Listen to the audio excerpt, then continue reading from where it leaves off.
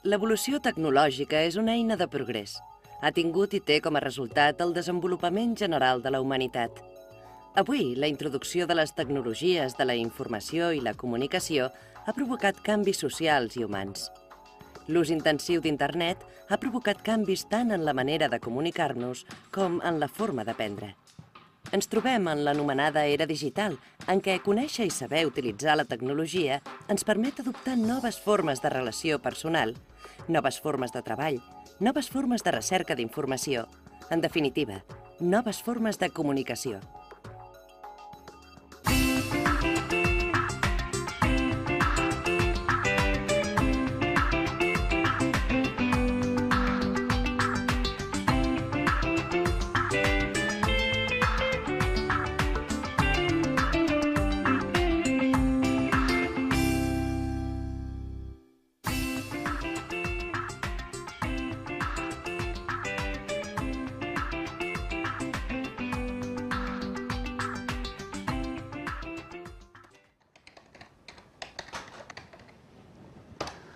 Benvinguts i benvingudes a la unitat d'avui. En aquest capítol parlarem de la informàtica. Nosaltres hem titulat el capítol La màquina de l'escriptura. La raó és molt senzilla. L'ús dels ordinadors ha fet augmentar espectacularment l'escriptura. Gràcies a aquest invent la gent escriu més que mai.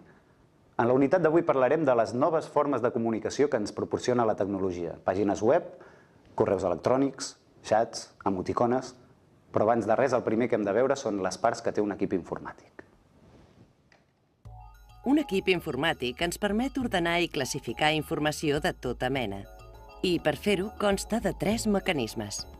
Els mecanismes d'entrada de dades, els mecanismes de processament de dades i els mecanismes de sortida de dades. Vegem-los un a un.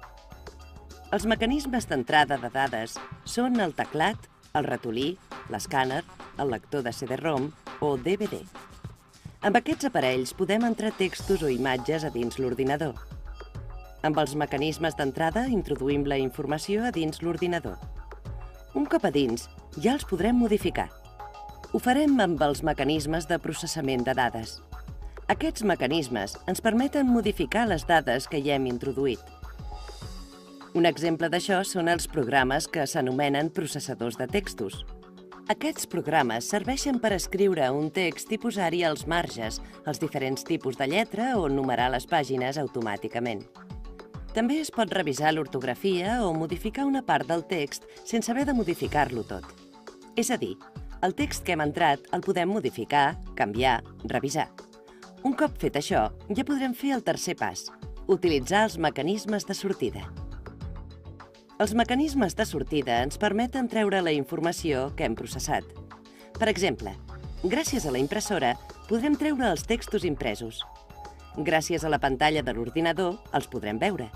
O els altaveus, que ens serviran per treure so.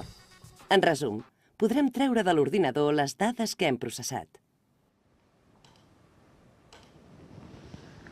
Tots aquests mecanismes que heu vist tenen moltes aplicacions en la vida quotidiana. La informàtica no només es fa servir als despatxos i a les oficines, no només serveix per als professionals. A dins de les cases es pot fer servir per portar l'economia domèstica o per fer l'inventari dels llibres que tenim a la nostra biblioteca. I no només això. Amb aparells com aquests, la gent es pot comunicar molt més ràpidament i fàcilment entre si. Ens podem enviar textos, missatges, fotos, vídeos, gairebé tot el que vulguem. S'ha revolucionat la manera que teníem de comunicar-nos. Aquesta revolució és a causa de les TIC, les tecnologies de la informació i la comunicació. Aquest grup de tecnologies engloba, entre d'altres, la televisió per cable, la telefonia mòbil i, especialment, l'Internet. Són unes tecnologies que han revolucionat la societat, perquè ara és molt més fàcil comunicar-nos entre nosaltres.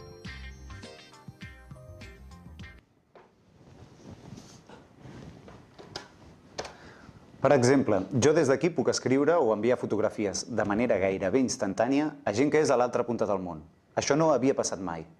De totes les tecnologies de la informació, nosaltres avui només parlarem d'Internet, de la xarxa. Esbrinarem com és possible que jo des d'aquí em pugui comunicar amb la resta de persones connectades a Internet. En els pròxims minuts veurem breument quina és la història d'Internet. Som-hi. Internet. xarxa o conjunt d'ordinadors d'abast mundial interconnectats entre si. Emmagatzemen i comparteixen una quantitat d'informació que es pot ampliar indefinidament. La seva funció bàsica és transferir informació entre els diferents ordinadors connectats.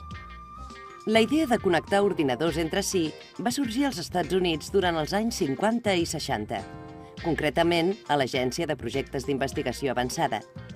L'objectiu era desenvolupar un sistema de comunicacions entre diferents ordinadors.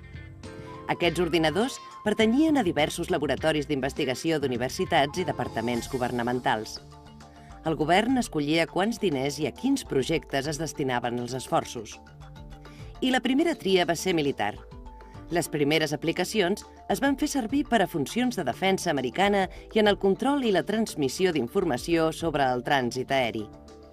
Però, de fet, quin és l'avantatge de tenir ordinadors connectats entre si? L'avantatge és enorme. En un mateix problema hi poden estar treballant diversos ordinadors alhora. És lògic que puguin fer més feina diversos ordinadors que un de sol. A més, té dos avantatges addicionals: la transmissió d'informació entre els ordinadors i l'accés a aquesta informació, que s'amplia enormement. Els primers ordinadors eren molt grans. Es requerien sales immenses per guardar-hi un sol aparell. A més, havien de ser sales amb una temperatura adequada. Amb la connexió entre els ordinadors, cada unitat no hauria d'emmagatzemar tanta informació. Només calia connectar-los en xarxa. Fossin on fossin, l'objectiu era connectar-los entre si. Quan parlem de xarxa, ho fem en un sentit literal. Els ordinadors estan connectats amb cables, i aquests cables poden travessar tot l'oceà Atlàntic per unir ordinadors d'Amèrica i ordinadors d'Europa. Són milers i milers de quilòmetres de cables submarins que uneixen els dos continents. La connexió també es pot fer d'una altra manera, via satèl·lit. És una connexió més lenta que la del cable, però també s'utilitza molt. L'altra connexió utilitzada és mitjançant les ones de ràdio. És a dir, hi pot haver ordinadors connectats sense fils. De fet, aquest serà el futur, la connexió sense fils. Però no ens avancem al futur encara. Som al 1969 i l'única xarxa que existia era la que controlava el govern americà. De tots els laboratoris de recerca que unia, només hi havia lloc per a 15 universitats americanes. Aleshores, el govern va decidir ampliar el nombre d'usuaris. Es va crear la xarxa CSNET. Immediatament hi va haver una gran quantitat d'entitats no governamentals que s'hi van voler connectar. La Universitat de Califòrnia, la d'Illinois, la de Princeton o la de Pittsburgh es trobaven entre aquests pioners. De la connexió entre ordinadors se'n diu xarxa. Un element molt important de la xarxa són els servidors. Els ordinadors es connecten els uns amb els altres a través del servidor. De les cases particulars en surt un cable, generalment el telefònic, que les uneix fins a un ordinador anomenat servidor. El servidor és un nus. D'allà es pot connectar amb multitud d'altres servidors. D'aquesta manera s'envien fotos, vídeos i textos d'ordinador a ordinador. Al començament, però, ni fotos ni vídeos. Només es podien enviar missatges curts. La tecnologia no permetia encara enviar grans quantitats d'informació. Davant d'aquest problema, els científics van trobar una primera solució. Els científics van trobar una tecnologia que dividia la informació. La fragmentaven en petites dosis. Així, per trossos, era com s'enviava gran quantitat d'informació. Després, un cop arribava al destinatari, es tornava a reconstruir per formar el missatge sencer. Al mateix temps, es van iniciar les primeres xarxes comercials. En aquests moments, el suport governamental, veient que la iniciativa privada ja ho feia, va començar a retirar la seva ajuda als projectes. L'evolució de la xarxa ha estat la següent. En un primer moment era una xarxa governamental. Després es va permetre l'accés privat. I per últim, ja va ser la iniciativa privada qui va portar la davantera, mentre els governs supervisaven i en feien unes reglamentacions generals.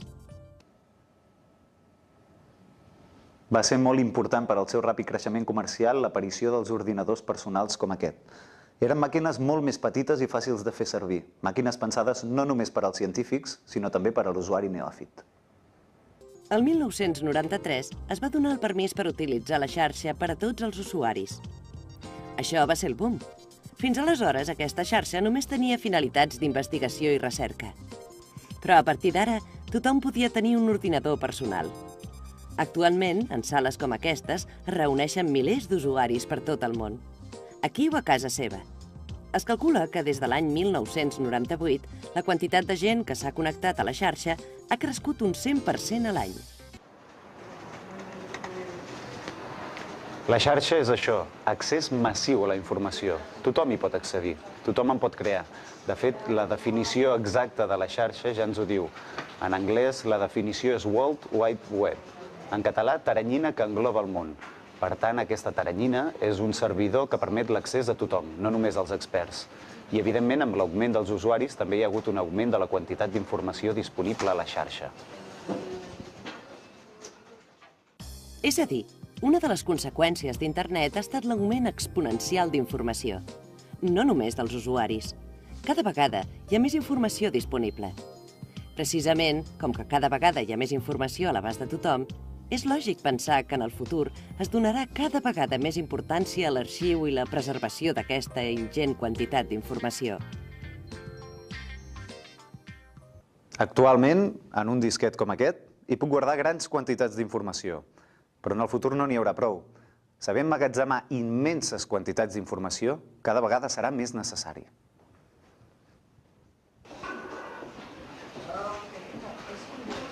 També s'estan investigant tecnologies relacionades amb el reconeixement de la veu per poder prescindir del teclat i poder entrar informació simplement amb la veu. És a dir, es tendeix a simplificar i fer senzilla la utilització dels ordinadors. I fins aquí hem arribat en l'apartat de la història d'Internet. El que veurem a continuació és el segon bloc de la unitat. Aquí veurem les aplicacions d'aquest invent revolucionari. Són idees bàsiques que molta gent coneix, però que els usuaris nous hem d'aprendre. Paraules noves com pàgina web, com hipertext, com enllaç. En aquesta segona part de la unitat veurem com podem fer servir els ordinadors connectats a Internet. Per exemple, aprendrem a fer servir un cercador. Imagineu-vos que necessitem informació sobre la mar Mediterrània. El més fàcil és utilitzar un cercador. Escrivim les paraules mar Mediterrània i aquesta eina ens buscarà per la xarxa qualsevol informació que tingui sobre la Mediterrània. Els cercadors són una mena de guies. Són eines que troben la paraula que desitgem. Per exemple, aquest cercador ha trobat documents on apareixen els mots mar Mediterrània. Pàgina web. És important que quedi clar aquest concepte. Una pàgina web és un document que conté informació multimèdia. Multimèdia es refereix al fet que en una pàgina es pot trobar informació gràfica, escrita, visual i auditiva. A través de les pàgines web, els continguts es poden consultar a Internet. Si volem donar a conèixer informació, haurem de construir una d'aquestes pàgines. Per això us hem preparat una sèrie de consells, perquè pugueu fer-les ben fetes. Les pàgines web estan dissenyades de manera que l'usuari entengui i trobi ràpidament allò que busca. És a dir, s'ha de tenir molt present el factor temps. És el que veurem a continuació. Com fer accessible, entenedora i eficaç una pàgina web. És molt important estructurar la informació de manera que la consulta sigui ràpida. Així, al començament, només presentarem la informació més important i destacarem els continguts que es poden trobar en aquella pàgina. Després, si l'usuari ho vol, ja consultarà els continguts. La lectura en pantalla és més lenta que en paper. Per això el vocabulari ha de ser precís i concís. S'ha d'expressar el missatge clarament i ràpidament. Per últim, les animacions o els gràfics han de ser atractius, és cert, però encara és més important que siguin clars i entenedors. Una pàgina web té èxit si costa poc temps de llegir i d'entendre. El factor temps a Internet és importantíssim. Ja hem vist uns consells pràctics per fer una pàgina web.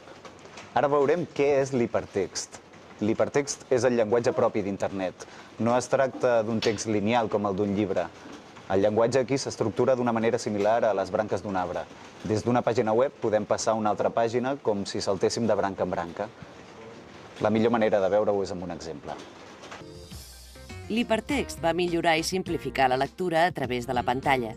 En comptes de passar pàgina amb l'hipertext, el que s'aconsegueix és que només fent un clic damunt d'unes paraules, així, accedim a més informació.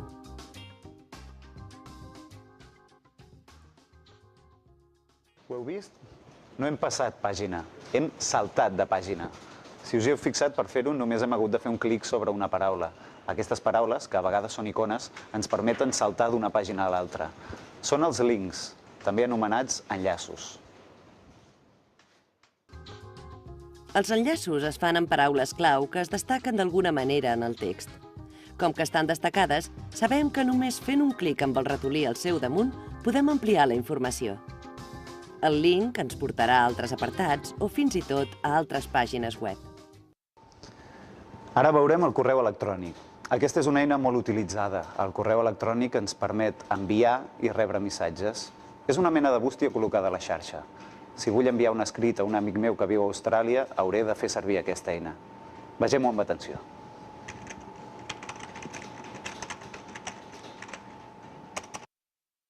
Correu electrònic. Sistema d'enviament i recepció de missatges escrits, visuals o auditius. Els usuaris tenen una adreça electrònica on reben els missatges que han enviat altres internautes. Un correu electrònic està format pels elements següents: l'adreça o e-mail que tenen l'usuari i el destinatari. L'assumpte. En aquest espai hem d'escriure en una o en poques paraules el tema sobre el qual tracta el missatge. I en el cos del missatge escriurem el text que volem enviar. Una cosa és clara. L'aparició d'internet ha provocat que molta gent es torni a comunicar escrivint. El telèfon va fer recular l'ús de la carta i internet ha motivat que la gent torni a escriure, mitjançant el correu electrònic o mitjançant els fòrums.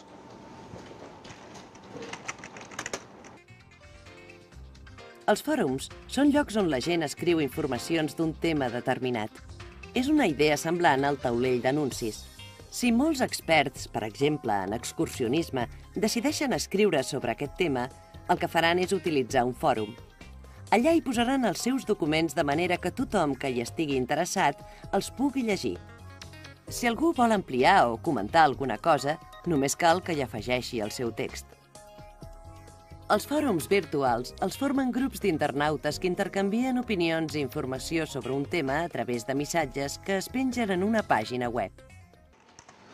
A continuació veurem el xat. Un xat és una eina que permet que diverses persones es posin en contacte. És molt semblant a una conversa telefònica, però amb una diferència. En comptes de parlant, la gent es comunica escrivint.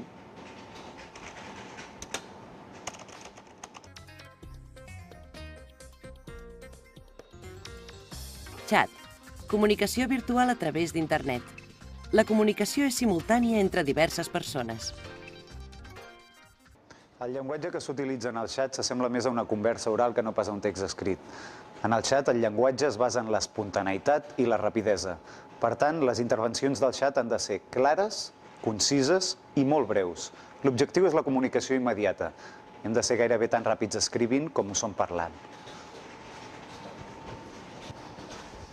Però en la conversa oral podem reforçar els missatges amb els gestos de les mans o amb l'expressió dels ulls. Per superar això, el xat ha permès l'aparició d'uns signes que fan aquesta funció de llenguatge no verbal. Són les emoticones. Arran de l'aparició d'internet, han aparegut una sèrie de símbols que substitueixen les paraules i fan més ràpida la comunicació. Són les emoticones. Utilitzant els símbols de puntuació, s'imiten les cares humanes. És un llenguatge nou creat a partir de l'aparició d'internet. Aquestes emoticones demostren que la llengua és un ens viu i mutable. Les emoticones són signes nous que poden resultar incomprensibles per a la gent no iniciada. L'escriptura a internet ha esdevingut un gran vehicle de comunicació entre les persones.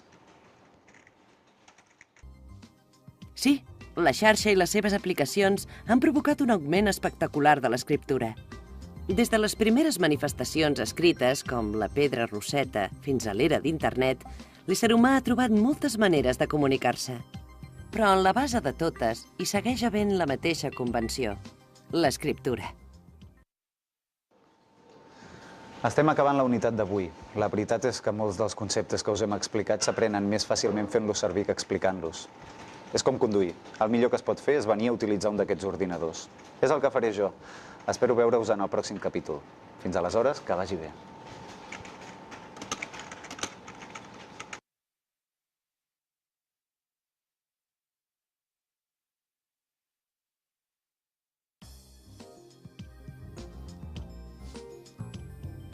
En aquesta unitat hem vist que la informàtica serveix per ordenar i classificar informació de tota mena. Per fer-ho tenim els equips informàtics. Hem vist que un equip informàtic consta de mecanismes d'entrada de dades, mecanismes de sortida de dades i mecanismes de processament de dades. Podríeu relacionar els següents exemples amb aquests conceptes? Exactament.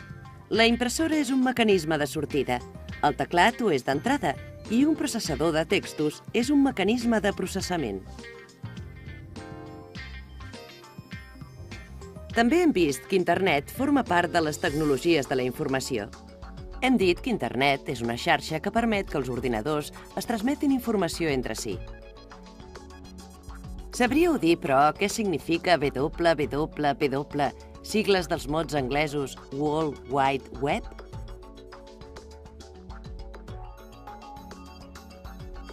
La resposta correcta és la primera, teranyina que engloba el món. Després hem vist que l'hipertext és una manera d'organitzar la informació a dins de la xarxa. Podríeu dir què us recorda aquesta manera d'organitzar el text? La resposta correcta és la primera, text amb una estructura semblant a les branques d'un arbre. Després hem vist que a l'hipertext hi apareixen els links o enllaços. El link o enllaç és un element que ens permet passar d'una pàgina web a una altra amb la qual manté relació. Els enllaços es presenten mitjançant paraules clau que es ressalten a la pàgina web. Però el que ens agradaria saber ara és si recordeu per què serveix un correu electrònic. La resposta correcta és la primera. El correu electrònic ens permet enviar i rebre missatges. També hem vist que els fòrums són semblants als cartells d'anuncis perquè la gent hi escriu opinions sobre un tema i tothom hi pot fer la seva aportació. Molt bé, però ara volem que recordeu el xat. Podríeu dir quina d'aquestes frases és certa?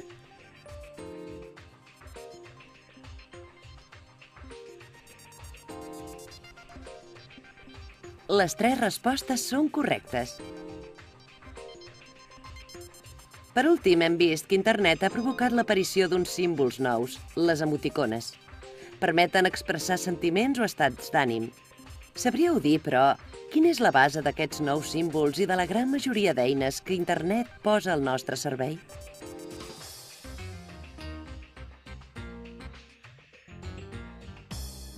La resposta correcta és la primera.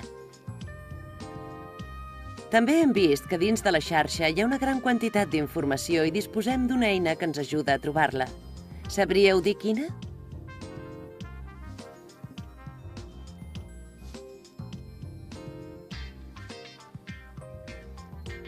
La resposta correcta és el cercador.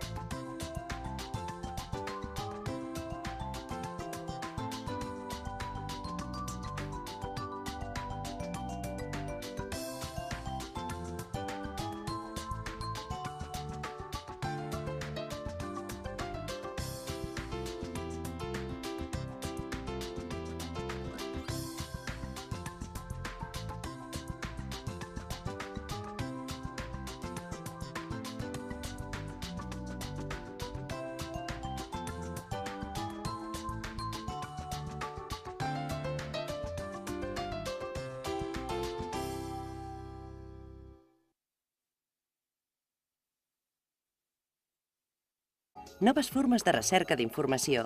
En definitiva, noves formes de comunicació.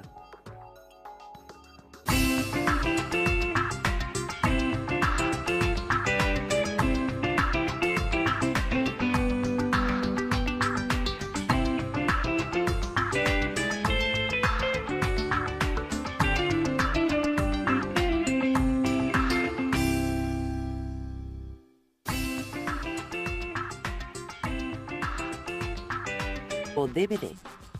Amb aquests aparells podem entrar textos o imatges a dins l'ordinador. Amb els mecanismes d'entrada introduïm la informació a dins l'ordinador. Un cop a dins, ja els podrem modificar. Ho farem amb els mecanismes de processament de dades.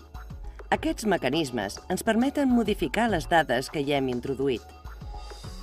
Un exemple d'això són els programes que s'anomenen processadors de textos. Aquests programes serveixen per escriure un text i posar-hi els marges. L'evolució tecnològica és una eina de progrés. Ha tingut i té com a resultat el desenvolupament general de la humanitat. Avui, la introducció de les tecnologies de la informació i la comunicació ha provocat canvis socials i humans. L'ús intensiu d'Internet ha provocat canvis tant en la manera de comunicar-nos com en la forma d'aprendre. Ens trobem en l'anomenada era digital, en què conèixer i saber utilitzar la tecnologia ens permet adoptar noves formes de relació personal, noves formes de treball.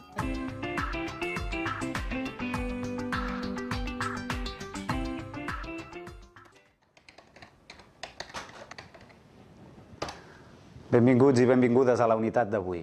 En aquest capítol parlarem de la informàtica. Nosaltres hem titulat el capítol La màquina de l'escriptura. La raó és molt senzilla. L'ús dels ordinadors ha fet augmentar espectacularment l'escriptura. Gràcies a aquest invent, la gent escriu més que mai. En la unitat d'avui parlarem de les noves formes de comunicació que ens proporciona la tecnologia. Pàgines web, correus electrònics, xats, emoticones... Però abans de res, el primer que hem de veure són les parts que té un equip informàtic. Un equip informàtic ens permet ordenar i classificar informació de tota mena. I per fer-ho consta de 3 mecanismes. Els mecanismes d'entrada de dades, els mecanismes de processament de dades i els mecanismes de sortida de dades. Vegem-los un a un. Els mecanismes d'entrada de dades són el teclat, el ratolí, l'escàner, el lector de CD-ROM,